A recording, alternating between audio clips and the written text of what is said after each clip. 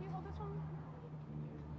Good afternoon. So I have here copies. These are only one. So if you wanna take down my email, then I can. The family has stated that it's okay for me to email you copies of the statement that I read.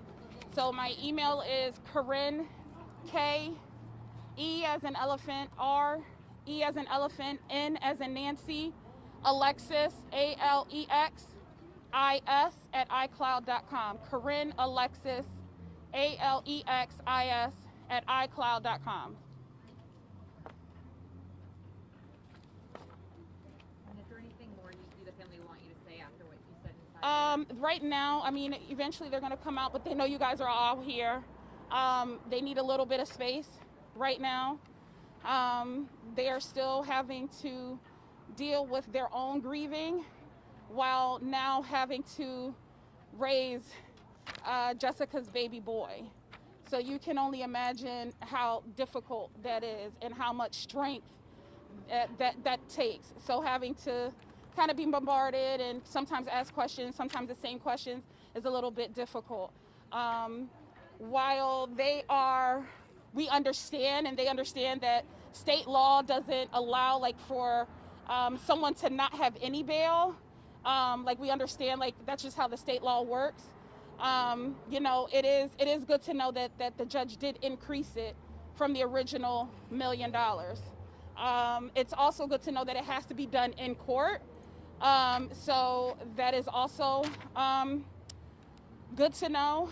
I mean, we are just beginning. There is no, she can't get justice. What we can have is accountability. Justice is if she would still be here, if she could advocate for herself. But that's not the case. So we are now going to, or I am now going to put on my activist, and there I have my advocate hat on. And now it is time for me to put on my activist and organizer hat. And now it's time for me to make a plea to the community for us to reach out to Chief State's Attorney Charmise Walcott. When I was the victim of a hate crime, I immediately went to the community and said, you have to email your legislators, you have to email your state reps and your senators, you have to email the Chief State's Attorney, and you have to let them know that Charmise Walcott needs to take this case. And so that is what I'll be doing now, is to ask the community to please reach out to Charmise Walcott and ask them to take the case. And just, can you explain why would that be so important? For viewers who don't understand, to this family, why would this be so important to you, this family, moving forward? Well, this case is already a high-profile case, right? And so there's two things. It's a high-profile case, and this is domestic violence. And it is important that Charmise take this case so that way she can send the message to the many women who are in abusive relationships and the children who are in abusive relationships and feel like they can't get out or feel like they can't get justice, Sharmise taking this case will say that Connecticut has zero tolerance for domestic violence.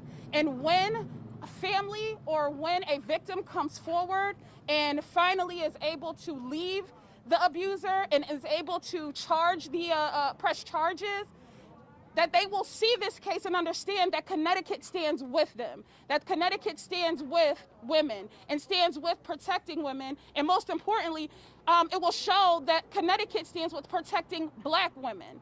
So that is the importance of Sharmise taking this case. Thank you for everything. How's the baby doing? They do not wanna talk anything about the baby. Again, they really just need their space. This is not something that anybody should have to deal with. And once you send the statement, once you get the statement that I read inside, you'll understand the pain of searching for your family member, all the while, allegedly, let me say, he knew what had happened, even though he confessed, he knew what happened. Allegedly, he knew where she was. And meanwhile, the family and friends and community are searching everywhere. Meanwhile, mom is on Channel 4 crying her eyes out. He's home watching news, and all the while he knew. That is what I wanted to express, that this isn't the behavior or the act of someone who made a mistake. This is the behavior of a monster, a narcissist, a vile and vicious and cruel, I can't even call him a human being. And so that adds to the devastation. So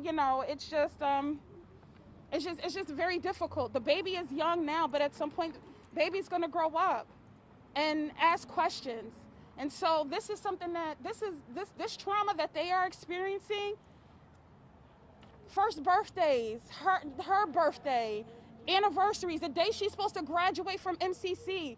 Each of these things that come to pass, next Mother's Day, a Father's Day, these things will continue to bring up emotions and stress and trauma. And so that is why they really just need a little bit of space right now. Thank you. Could you repeat your email? Keren, Keren, Alexis. R-E-N. Yep, Alexis, ALEXIS @iCloud.com. So if you send me an email saying, hey, this is who I am, I'm going to scan these and I'll email them out. And Corinne, your last name is? Prescott, Prescott. And that's just, your I am an activist, I'm an advocate, I'm an organizer, and I'm the founder of a nonprofit, Power Up CT. Power Up CT, great. And you're speaking on behalf of him. Yes. Okay. Thank you so much, Yes. Corinne. Were there prior calls to the police about this couple before? I didn't hear you. Were there prior calls to the police before this incident? I mean, did they have other issues prior? I cannot speak to that. I cannot speak to that. Thank you. Thank you. Yep. One more time with your Yep. email. Keren, Keren, Alexis, ALEXIS @iCloud. iCloud.com. Yeah, iCloud.com. Yeah.